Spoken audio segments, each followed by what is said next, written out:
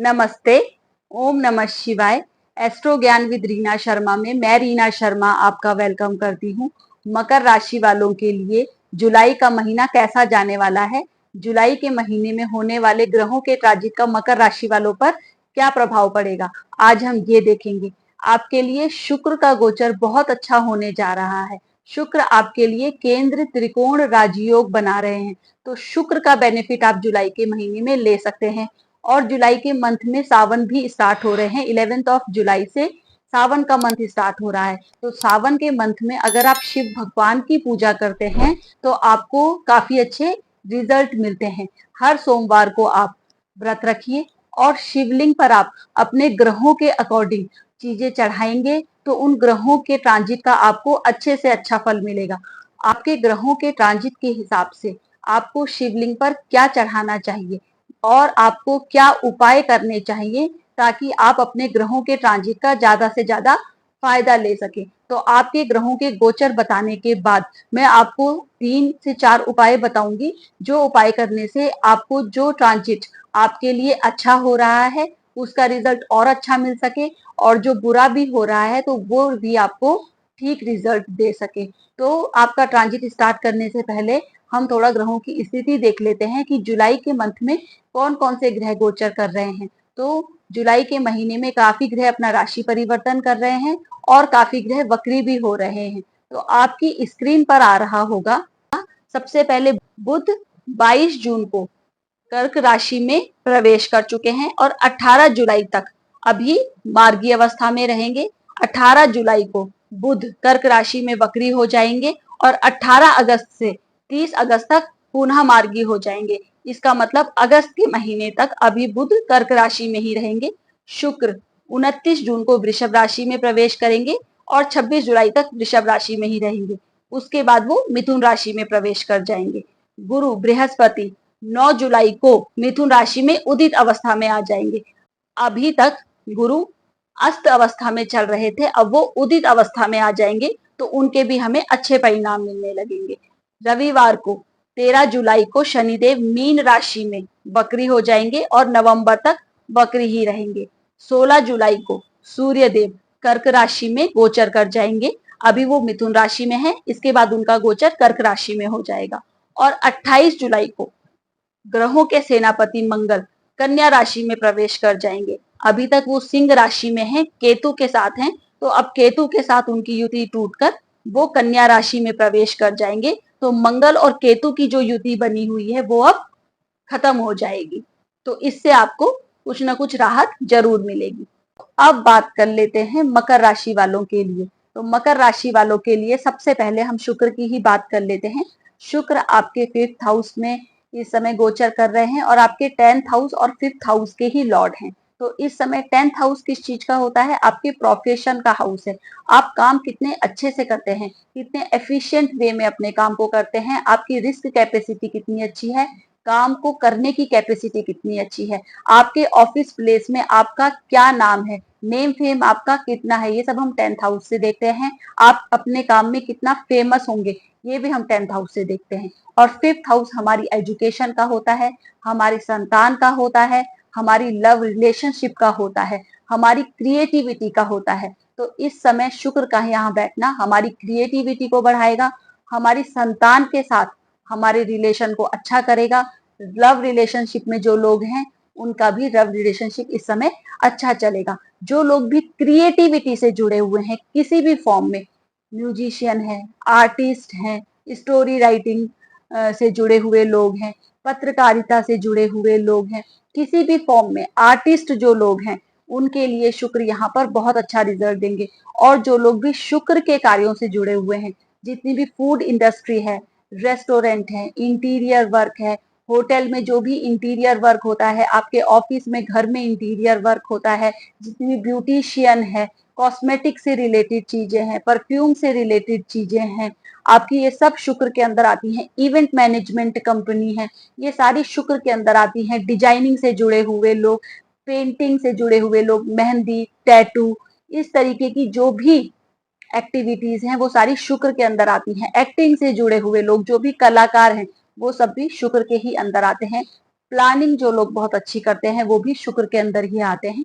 तो इस समय शुक्र से जो लोग किसी भी फॉर्म में जुड़े हुए हैं तो यहाँ पर प्रोफेशन में शुक्र उनको बहुत ज्यादा बेनिफिट देंगे। इस समय आपके ऑफिस प्लेस में आपके रिलेशन अच्छे बनाएंगे। लव रिलेशनशिप में जो लोग हैं उनके इस समय रिलेशन बहुत अच्छे करेंगे। बच्चों के साथ भी आपकी ट्यूनिंग अच्छी करेंगे। जो आपके घर में फीमेल है, आपके बच्चे जो हैं और जो स्पेशली डॉटर्स हैं, वो अगर आर्टिस्ट हैं या आर्ट से किसी भी फॉर्म से जुड़ी हुई हैं तो इस समय उनको विशेष लाभ मिलेगा और आपको भी उनसे विशेष लाभ मिलेगा। तो शुक्र आपके लिए अच्छा गोचर कर रहे हैं। अब बात करते हैं आपके शनि की। तो शनि आपके राशि के भी स्वामी हैं और आपके धन भाव के स्वामी हैं और थर्ड हाउस में बैठे हैं। तो थर्ड हाउस में शनि अच्छा रिजल्ट देते हैं, हमें पराक्रम हमारा बढ़ाते हैं। और थर्ड हाउस हमारी मेहनत का होता है, हमारी पराक्रम का होता है, हमारी कंटिन्यूअस वर्क करने का होता है। तो शनि यहाँ पर उस चीज को बढ़ा देंगे, हमारी दौड़ भाग को भी बढ़ा देंगे, हमारी ट्रेवलिंग को भी बढ़ा देंगे। लेकिन शनि का नेचर होता है थोड़ा आलस देना, तो यहाँ पर हमको आलसी भी बना सकते हैं, लेकिन हमको आलस नहीं करना है, क्योंकि अगर हम आलस करेंगे तो हमें अच्छे रिजल्ट नहीं मिलेंगे। तो यहाँ पर आलस नहीं करना है। जितना हम ट्रेवलिंग करते रहेंगे, जितना हम दौड़ भाग करते रहेंगे, उतना शनि हमको यहाँ से अच्छे रिजल्ट देंगे। यहाँ पर शनि अपने से सेकंड होकर बैठे हैं, धन भाव से सेकंड होकर बैठे हैं, तो धन की स्थिति को अच्छा करेंगे, धन हमें देने की कोशिश करेंगे। तो शनि तो यहाँ पर हमको धन दिलाने की कोशिश करेंगे, लेकिन राहु हमारे सेकंड हाउस में बैठे हुए हैं, शनि के घर में राहु बैठे हैं, तो राहु यहाँ पर धन को थोड़ा सा स्लो करेंगे। तो धन आने की जो स्थिति है वो थोड़ा सा स्लो हो जाएगी, या हम किसी ना किसी तरीके से शॉर्टकट से माइट भी पैसा कमाने की सोचे और हमको कुछ अच्छे रिजल्ट ना मिले। इस टाइप से राहु यहाँ पर कंडीशन क्रिएट कर सकते हैं, या हम अपनी फैमिली के साथ किसी तरीके के आर्ग्यूमेंट इस समय करें तो वहां पर राहु प्रॉब्लम क्रिएट कर सकते हैं। लेकिन अगर हम शनि से ही रिलेटेड किसी वर्क में हैं तो राहु यहाँ पर हमको हेल्प ही करेंगे, क्योंकि शनि की राशि में बैठे हैं तो फिर हमें धन देने में सहायता करेंगे। लेकिन इस समय हमको किसी भी तरीके के शॉर्टकट में नहीं फंसना है, ब्लंट लैंग्वेज का यूज नहीं करना है, स्ट्रेट फॉरवर्ड नहीं होना है, क्योंकि थर्ड हाउस में शनि बैठे हैं और सेकेंड हाउस में हमारे राहु बैठे हैं। दोनों ही हमारे कम्युनिकेशन के घर हैं, एक हमारी वाणी का है, एक हमारे कम्युनिकेशन का है। तो इस समय दोनों ही क्रूर ग्रह हैं, तो हमें अपने कम्युनिकेशन को अच्छा रखना है, अपनी लैंग्वेज को अच्छा रखना है, स्ट्रेट फॉरवर्ड और ब्लंट नहीं होना है, बहुत ही पोलाइट वे में अपनी बात को रखना है। तो फिर शनि और राहु यहाँ पर हमको ठीक रिजल्ट देंगे। गुरु और सूर्य सिक्स्थ हाउस में गोचर कर रहे हैं, सूर्य एथ हाउस के स्वामी हैं और गुरु हमारे ट्वेल्थ हाउस के लॉर्ड हैं और हमारे थर्ड हाउस के लॉर्ड हैं। तो गुरु और सूर्य सिक्स हाउस में आए हैं तो थोड़ा सा प्रॉब्लम तो देंगे। यहाँ पर सूर्य से रिलेटेड प्रॉब्लम, हमको बीपी से रिलेटेड प्रॉब्लम यहाँ पर बढ़ सकती है, और गुरु से रिलेटेड प्रॉब्लम भी हमको यहाँ से बढ़ सकती है, जैसे लीवर से रिलेटेड प्रॉब्लम, पेट से रिलेटेड प्रॉब्लम, आंतों से रिलेटेड प्रॉब्लम थोड़ा बहुत यहाँ पर हमको बढ़ सकती हैं। लेकिन सिक्स जो हाउस होता है वो छोटी मोटी बीमारियों का होता है, जो हमारा एथ हाउस होता है वो हमारी लंबी चलने वाली बीमारियों का होता है। तो प्रॉब्लम आएंगी और ठीक हो जाएंगी, क्योंकि गुरु बैठे हैं, सूर्य बैठे हैं, इतनी प्रॉब्लम यहाँ पर नहीं देंगे। दोनों हमारे ट्वेल्थ हाउस को भी देख रहे हैं। तो इस समय जो लोग भी फॉरेन से किसी भी फॉर्म में जुड़े हुए हैं उनको अच्छा बेनिफिट मिलेगा। अगर जॉब सर्च करने की सोच रहे हैं, एमएनसी कंपनी में जॉब करने की सोच रहे हैं, तो इस समय गुरु और सूर्य हेल्प करेंगे, कम्पिटिटिव एग्जाम को क्लियर करवाने में यहाँ पर हेल्प करेंगे। थोड़ा प्रॉब्लम दे सकते हैं, अदरवाइज कम्पिटिटिव एग्जाम के पॉइंट ऑफ व्यू से, जॉब पॉइंट ऑफ व्यू से यहाँ पर अच्छे रिजल्ट देंगे। फॉरेन से रिलेटेड अगर स्पेशली वर्क है तो यहाँ पर अच्छा ही रिजल्ट देंगे। मंगल और केतु आपके एथ हाउस में गोचर कर रहे हैं, तो इस समय थोड़ा सा ड्राइविंग हमें ध्यान से करनी है।